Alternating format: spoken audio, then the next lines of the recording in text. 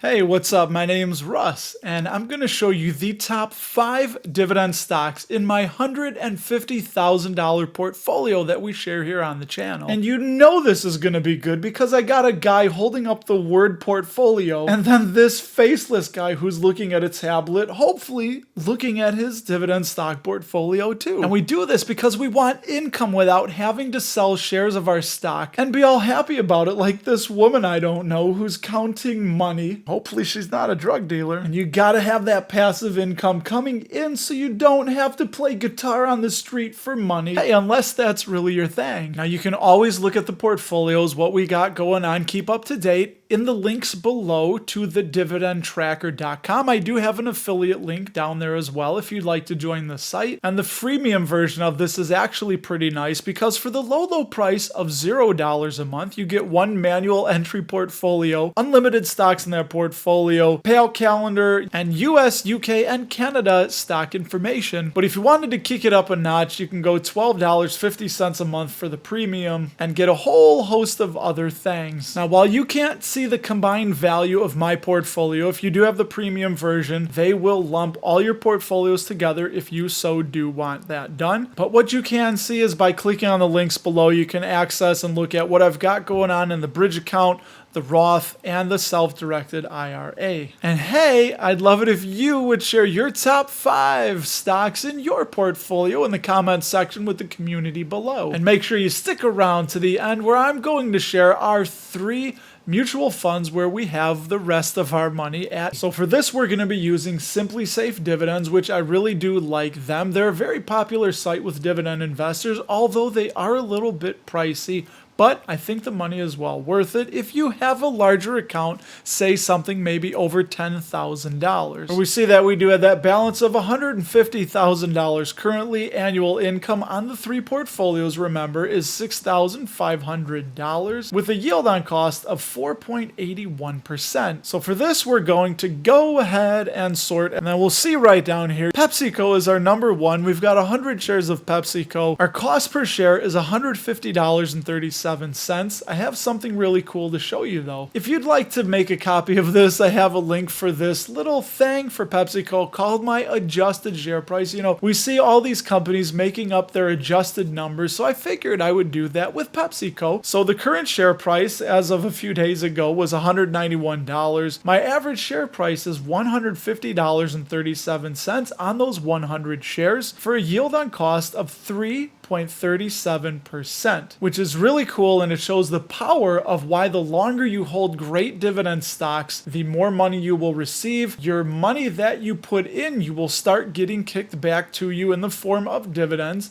sometimes options if you sell them. I've received $882 in dividends, so when you combine those two, that's $11.40 per share that we have received, or $8.82 of dividends. But either way, that brings our adjusted average share price to $138.97 with a yield on cost of 3.64%. Now I'm going to show you how to figure out the yield on cost. What you do is you take the annual dividend income, which is $5.06 currently for PepsiCo, and you divide that by the average share price, or whatever your share price is. So for this case, the 138.97 gives us 0.0364 times 100 equals 3.64%. So you just take the annual dividend, divide it by your share cost, and then multiply that by 100, and that will be your yield on cost. We'll see that the portfolio percentage is 12.8%. The dividend yield is 2.64%. But again, we have that yield on cost. This is one of the beautiful things about buying and holding,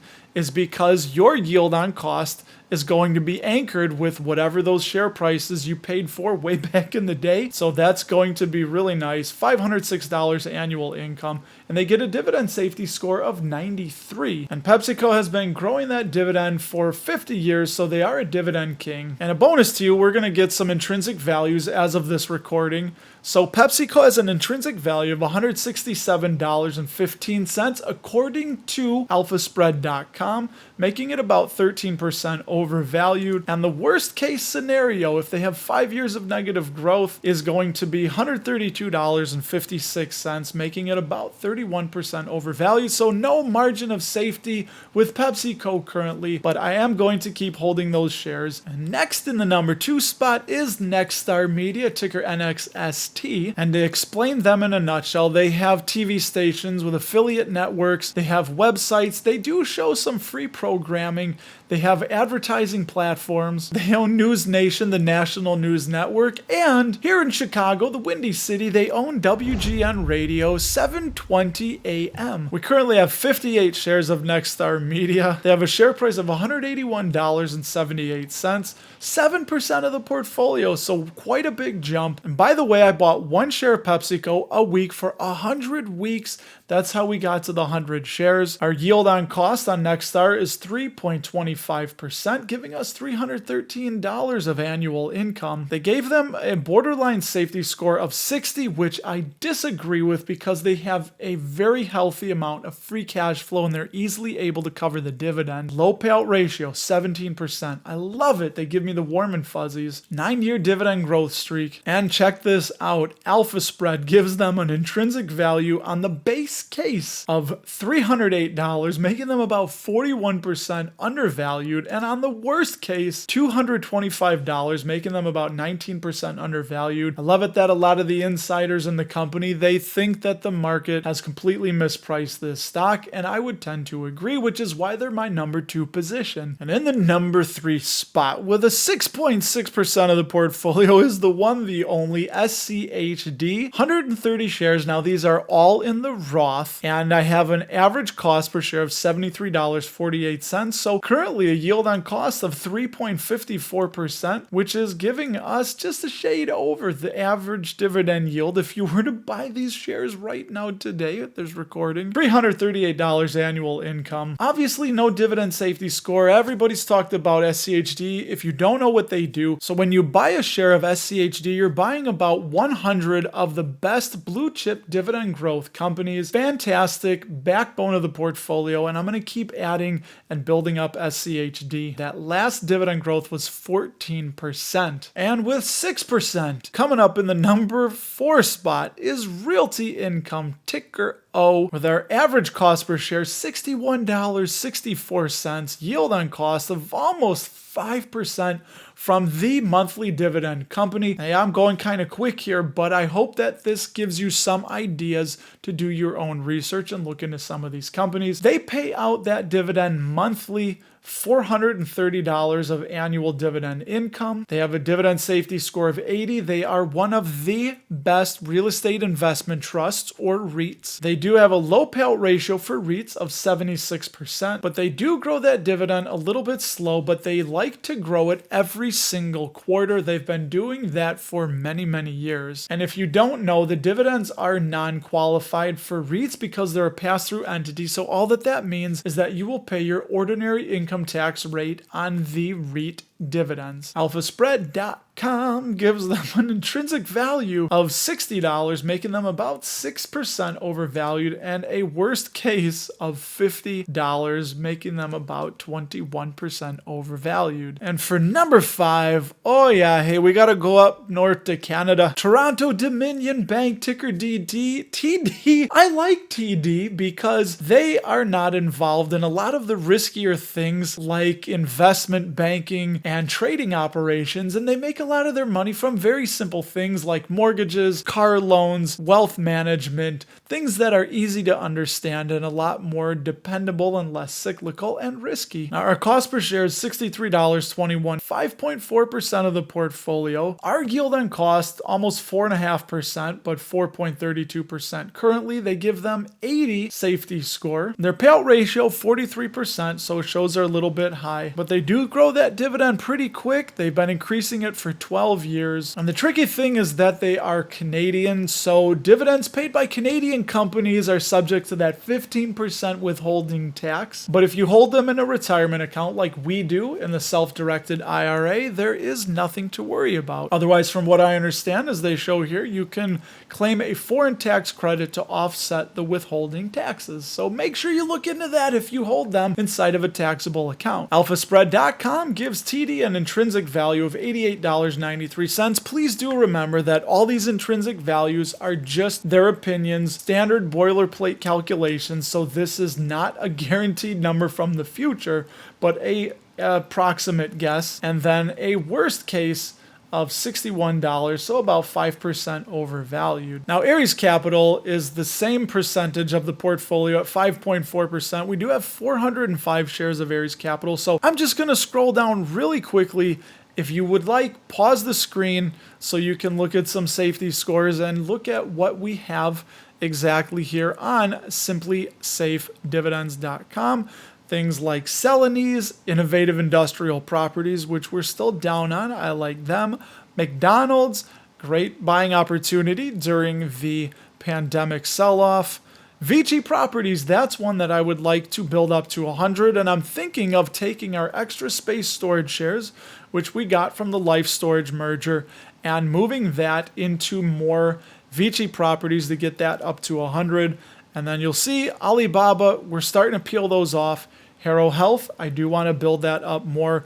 3M, only 5 shares left. They have popped just a little bit, so I'm looking at winding down the 3M and Verizon stake. And there you have it. We also have $1,107 of cash across the 3 portfolios. So now you know everything that we are invested into that's outside of our 401k. While I'm not going to share the dollar amount, I will share with you the 3 mutual funds that we are invested in. And the first one is going to come to you via seekingalpha.com, which again, I do have an affiliate link. If you would like to try the premium version for a year, use my affiliate code. You get 14 free days. So Vanguard Value Index Fund, ticker VVIAX, has a very low expense ratio of 0.05%.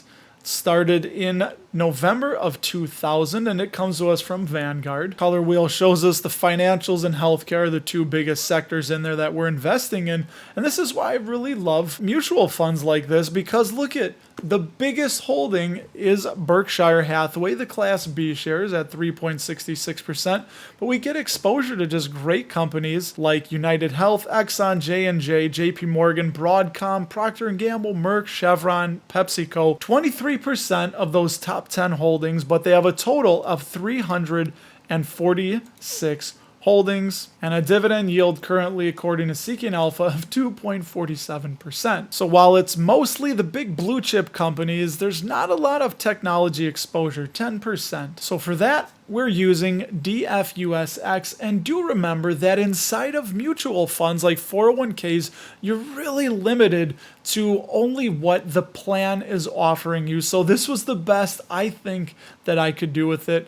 The DFA US Large Company Portfolio. So this is from Dimensional Funds, ticker DFUSX, the US Large Company Portfolio, which has 507 holdings in it. So it's quite a bit. And this one's been around since 1999. Expense ratio of 0.08%. So I think that's still pretty darn low. You're only going to be paying, what, $8 for every $10,000 invested every year. But there's our technology exposure, 28.69%. And there you see the top 10 holdings: Apple, Microsoft, Amazon, Nvidia, Alphabets, Meta, Berkshire Hathaway Class B, so more Berk, Tesla, United Health Group. 30% of these top 10 holdings make up this, where there's a total, again, of 507 total holdings in DFUSX.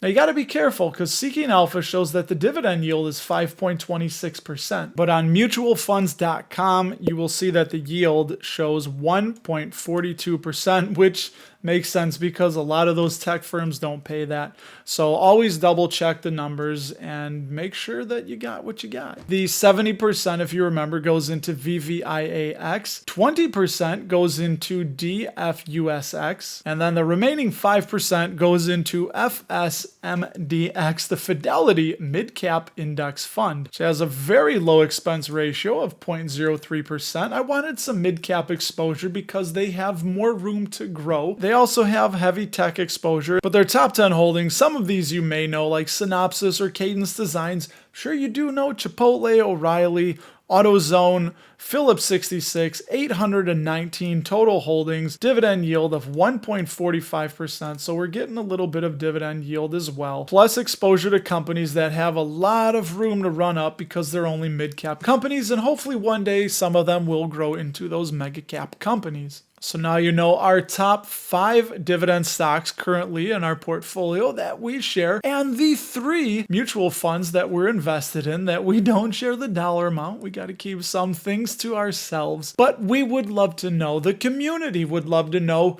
who are your top 5 dividend stocks in your portfolio. Share that below. And if you would love to see 4 dividend stocks that you can buy to receive dividends every single week of the year, 4 monthly dividend stocks, that is, click the floating little box right here next to my head. And if you do that, I will tell you all about them there.